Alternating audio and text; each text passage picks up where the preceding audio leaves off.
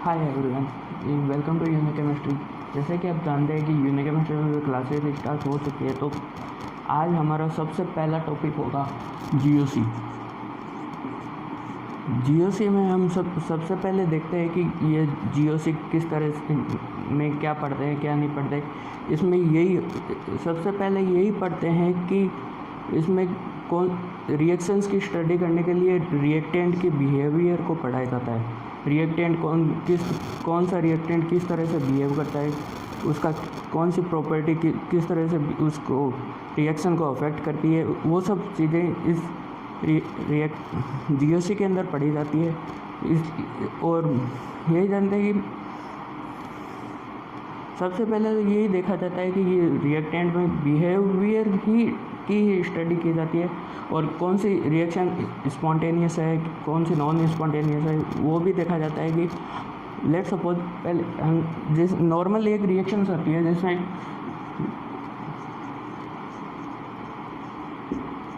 Reactant किसी भी reagent से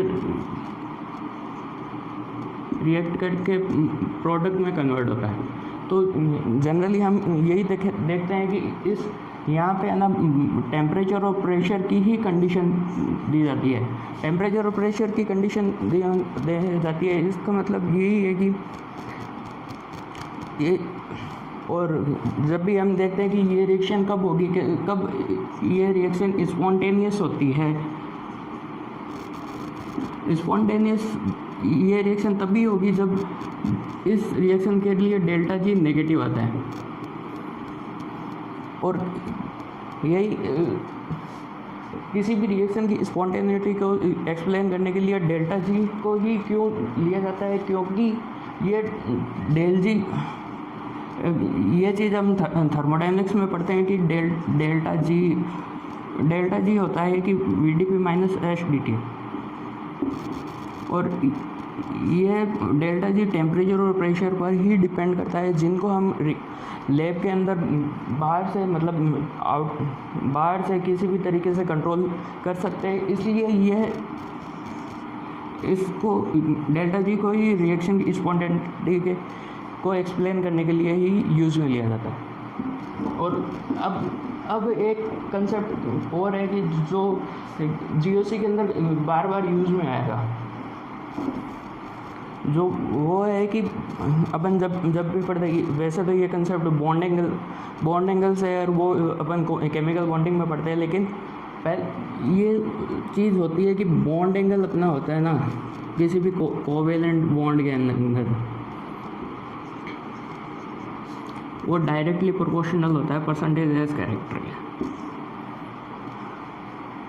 ये इस तरह से ये तो केमिकल बॉन्डिंग में पढ़ा जाता है, लेकिन यही चीज़ अपने यहाँ पे बहुत ज़्यादा यूज़ होएगी। तो इसलिए मैं यहीं पे बता रहा हूँ कि जैसे भी कोई कार्बन है वो sp3 हाइब्रिडाइज होता है।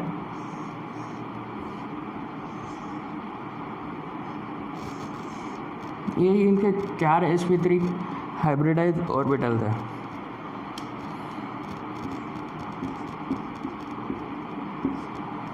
sp3 हाइब्रिडाइज्ड है, लेकिन कभी भी टेट्राहेड्रल शेप में यही इमेज अपने दिमाग में आती है। लेकिन जब मान लो इस 2 ऑर्बिटल के साथ फ्लोरीन बॉन्ड बना ले और 2 के साथ हाइड्रोजन बॉन्ड बना ले, तब क्या होगा?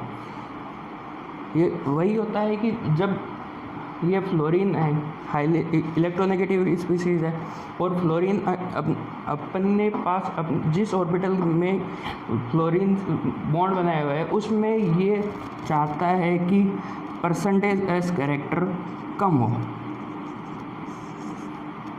मतलब कि ये फ्लोरीन अपने ऑर्बिटल में से परसेंटेज एज कैरेक्टर डोनेट कर देता है। ये डोनेट करेगा तो किसको करेगा? ये हाइड्रोजन वाले लोब्स को ही डोनेट करेगा। फिर ये वाली इमेज बनती है इसमें। इन दोनों ऑर्बिटल्स में तो एस कैरेक्टर कम हो गए तो ये लॉस पतली हो जाएगी और लंबी हो जाएगी।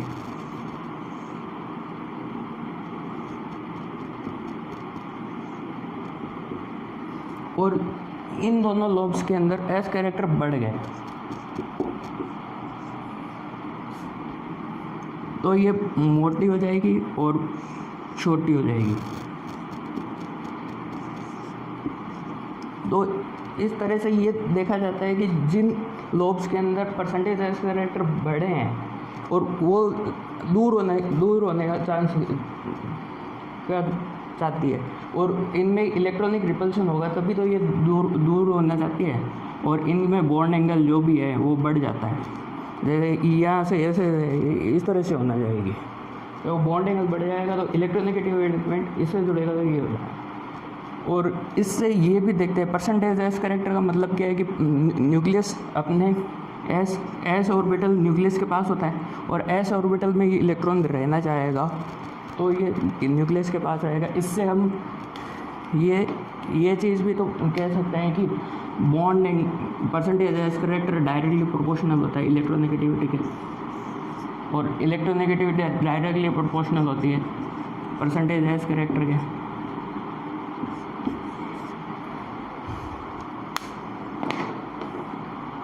यही चीज़ है कि इलेक्ट्रोनेगेटिविटी के बेसिस पर ही हम जैसे कि हम जीओसी में ये इलेक्ट्रॉनिक इफेक्ट ही तो पढ़ते हैं जैसे इंडक्टिव इफेक्ट हाइपरकॉन्जुगेशन मेसोमेरिक और रेजोनेंस और इसीलिए तो इलेक्ट्रोनेगेटिविटी को यहाँ पे डिफाइन किया गया। और अब हम अपना पहला इलेक्ट्रॉनिक इफेक्ट पढ़ेंगे विच इज़ इंडक्टिव इफेक्ट।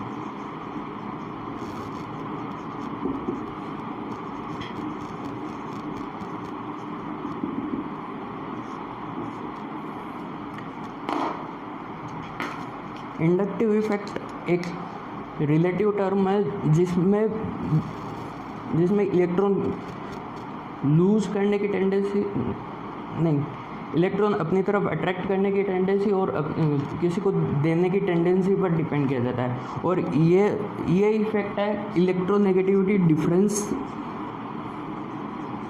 के कारण ही जनरेट होता है। और ये इफ़ेक्ट जैसे कि हम देखते हैं कि कोई भी कार्बन की बड़ी चेन है, जैसे मान लिया कि एक्स एलिमेंट की इलेक्ट्रोनेगेटिविटी मानता हूँ कि ज़्यादा है कार्बन से इलेक्ट्रोनेगेटिविटी ज़्यादा है, ये अपने इन सिग्मा इलेक्ट्रॉन्स को अपनी तरफ अट्रैक्ट करेगा। अपनी तरफ अट्रैक्ट करता है तो इस पे मान लो इस पे डेल्टा नेगेटिव आएगा, इस पे पॉजिटिव, इस पे थोड़ा कम आएगा, इस पे और कम आएगा, क्योंकि ये डिस्टेंस, ये वाला इफेक्ट ना डिस्टेंस डिपेंडेंट भी तो होता है।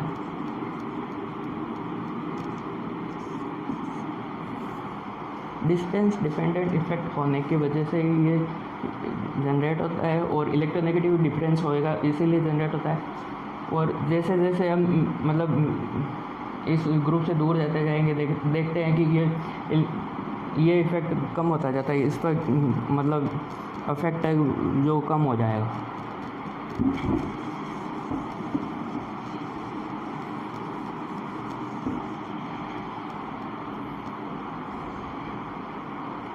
एक चीज़ और है, जैसे कि हम देखते हैं कि जैसे मान लिया कि मैंने ये ए और बी है और मैंने माना कि बी की इलेक्ट्रोनेगेटिविटी ज़्यादा है, तो हम इससे देख सकते हैं कि दो इफेक्ट जनरेट हो रहे हैं।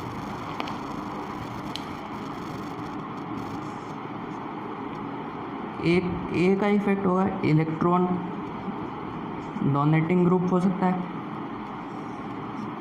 जो ये बी है इलेक्ट्रॉन विड्रॉइंग ग्रुप हो सकता है।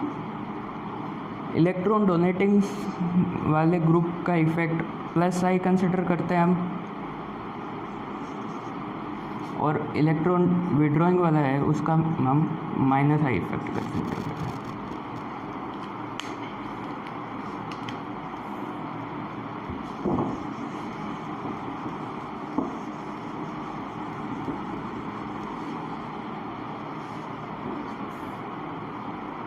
जैसे कि एक एग्जांपल है,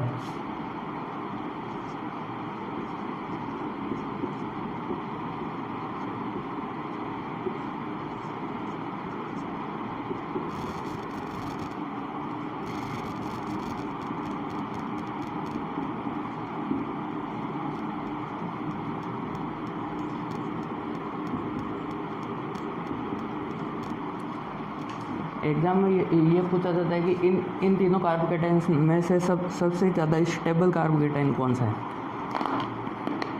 स्टेबल कार्बोकेटाइन हम जैसे कि हम देख सकते हैं कि इस वाले कार्बोकेटाइन के अंदर ये भी प्लस आई लगाएगा, ये भी लगाता है, ये भी लगाएगा, और इसमें तो दो ही ग्रुप ही है, इसमें एक ही ग्रुप है, तो प्लस आई इफेक्ट इधर से आने पर प्लस आई इफेक्ट कम हो रहा है। प्लस आई इफेक्ट कम होगा तो कार्बोकेटाइन को क्या चाहिए, इलेक्ट्रॉन डेफिशिएंट है, उसको इलेक्ट्रॉन चाहिए, इलेक्ट्रॉन देने वाले ग्रुप ही कम हो गए तो कार्बोकेटाइन की स्टेबिलिटी कम हो जाएगी ना।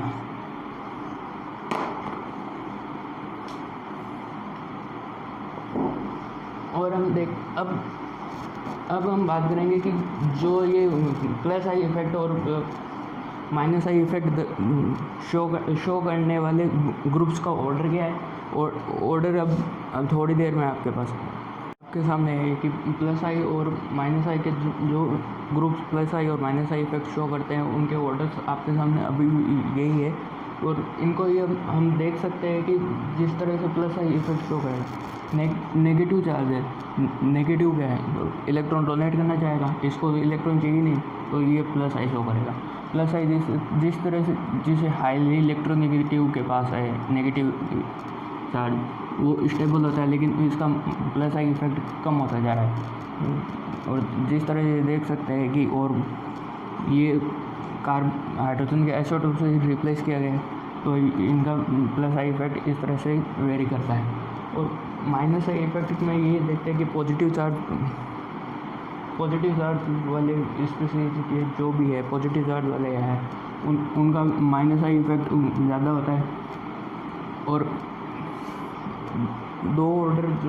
एक ऑर्डर जो है आपको हमेशा याद रखना है कि ये वाला है। इसमें वैसे लॉजिकली हम देखना जाए तो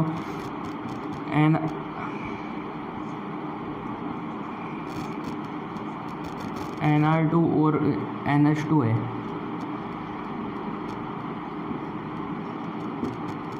इसमें तो ये प्लस आई वाला जैसे होता है, लेकिन इसकी इलेक्ट्रॉन डेंसिटी कम हो जानी चाहिए, लेकिन ये खुद उड़ देता है। माइनस आई इफेक्ट है तो इसकी इलेक्ट्रॉन डेफिशिएंसी कम हो जानी चाहिए, लेकिन ये और ले लेता है, क्योंकि इसमें ये देखा जाए तो ये क्या है कि इसमें यहाँ पे भी लोन पेयर होगा, यहाँ इसके पास भी लोन पेयर है, तो इन बॉन्ड्स के बीच में रिपल्शन या फिर स्टेरिक एंट्रेंस होने की वजह से इसका कम काम करता है, इसलिए ये इसका माइनस का इफेक्ट ज़्यादा होता है। लेकिन ये इसका लॉजिकली एक्सप्लेनेशन कहीं नहीं है, लेकिन ये अब देखा जाए तो हम इसका यही एक्सप्लेनेशन दे सकते हैं।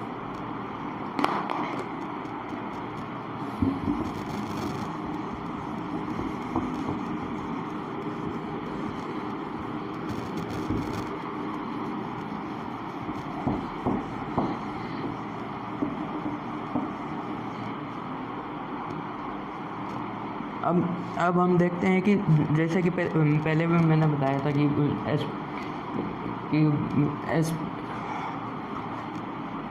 sp हाइब्रिडाइज्ड ऑर्बिटल की इलेक्ट्रोनेगेटिविटी ज़्यादा होती है sp2 से, और उसके बाद sp3 से भी ज़्यादा होती है sp2 की।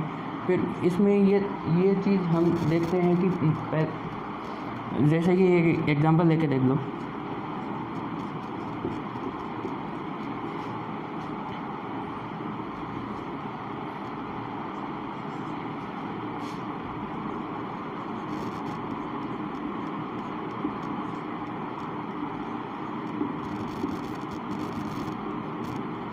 ये चीज़ है कि इसमें ये वाला कार्बन sp हाइब्रिडाइज्ड है, इसमें sp2 हाइब्रिडाइज्ड है, और इसके अंदर sp हाइब्रिडाइज्ड है। तो हम ये देखते हैं कि ये नेगेटिव चार्ज कौन से ऑर्बिटल में स्टेबलाइज होगा, या फिर मतलब इन कार्बन आयन की स्टेबिलिटी कहाँ ज़्यादा होगी। और हम पहले यही जानते हैं कि sp हाइब्रिडाइज्ड ऑर्बिटल की इलेक्ट्रोनेगेटिविटी ज़्यादा होती है। और वो ये पहले भी बताया था ना कि परसेंटेज एज करेक्टर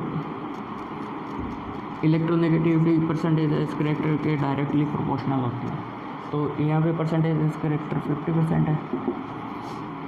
यहाँ पे 33.3% है, यहाँ 25% ही होगा। तो जैसे जैसे एस कैरेक्टर बढ़ता जाएगा कार्बोनाइन की मतलब ऑर्बिटल की इलेक्ट्रोनेगेटिविटी बढ़ेगी तो स्टेबिलिटी बढ़ेगी कार्बोनाइन की। और एक एग्जांपल और देख सकता हूँ, जैसे कि यही अगर मैं मान लो कि मैं यहाँ पे पॉजिटिव चार्ज कर देता हूँ तो तब कार्बोकेटाइन की स्टेबिलिटी कैसे अफेक्ट करेगी। हम वैसे भी जानते हैं कि ये sp की इलेक्ट्रोनेगेटिविटी ज़्यादा होती है। इलेक्ट्रोनेगेटिव इस स्पीसीज़ पर नेगेटिव चार्ज स्टेबल रहना पसंद करता है, ना कि पॉजिटिव चार्ज। इसका मतलब कि पॉजिटिव चार्ज है जहाँ लेस इलेक्ट्रोनेगेटिव, मतलब जहाँ पे परसेंटेज एस कैरेक्टर कम है, वहाँ वो स्टेबल ज़्यादा होगा। और इस चीज़ का एक ही कंक्लूजन निकलता है कि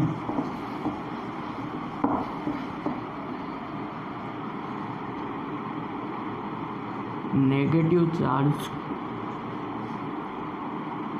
स्टेबल होगा वहाँ पर जहाँ परसेंटेज एस कैरेक्टर इंक्रीज हो या फिर परसेंटेज एस कैरेक्टर ज़्यादा हो।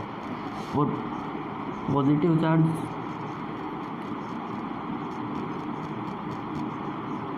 वहाँ स्टेबल होगा जहाँ पे परसेंटेज एस कैरेक्टर कम हो।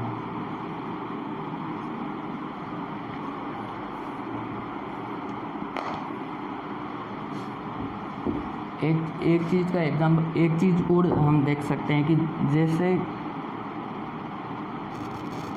मैंने ले लिया साइक्लोप्रोपेन कैटाइन ले लिया, एक मान लो ये ले लिया,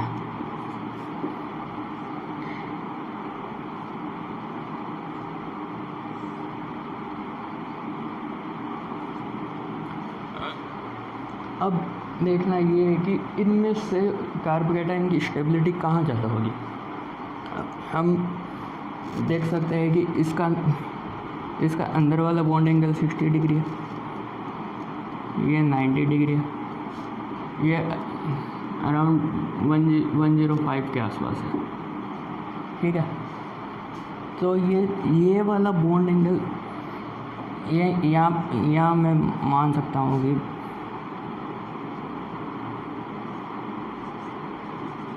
हाइड्रोजन होगा, यहाँ पे पॉजिटिव होगा। यहाँ मैं मान सकता हूँ कि sp3 हाइब्रिडाइज था पहले, अब ये sp2 हो गया, लेकिन ये अंदर वाला बॉन्ड एंगल 60 डिग्री है तो बाहर वाला तो 60 से ज़्यादा ही होगा। हम देखते हैं कि जो बाहर वाला बॉन्ड एंगल ज़्यादा है, बॉन्ड एंगल हमने देखा था कि percentage S character bond angle के डायरेक्टली प्रोपोर्शनल होता है, पहले ही पढ़ चुके हैं। तो यहाँ बॉन्ड एंगल ज़्यादा, तो बाहर वाले बॉन्ड के अंदर परसेंटेज एस कैरेक्टर ज़्यादा होंगे। तो इधर यहाँ बॉन्ड एंगल कम है तो अंदर वाला ज़्यादा है तो बाहर कम होगा, बाहर बॉन्ड एंगल कम हुआ तो परसेंटेज एस कैरेक्टर इसके कंपैरिजन में कम होंगे। यहाँ परसेंटेज एस कैरेक्टर बाहर और कम होंगे। और पॉजिटिव चार्ज कहाँ स्टेबल होता है, जहाँ पे परसेंटेज एस कैरेक्टर कम हो। और ये भी इसके अकॉर्डिंग हम ये भी देख सकते हैं कि नेगेटिव चार्ज स्टेबल होगा परसेंटेज एस कैरेक्टर ज़्यादा होता है, और परसेंटेज एस कैरेक्टर इलेक्ट्रोनेगेटिविटी के डायरेक्टली प्रोपोर्शनल होता है। और हम ये देख सकते हैं कि जो ये प्रोपेन वाली रिंग है वो इलेक्ट्रोनेगेटिव होती है एज़ कम्पेयर टू साइक्लोब्यूटेन और एज़ कम्पेयर टू ऐसे 6 मेंबर रिंग भी इससे कम इलेक्ट्रोनेगेटिव होती है।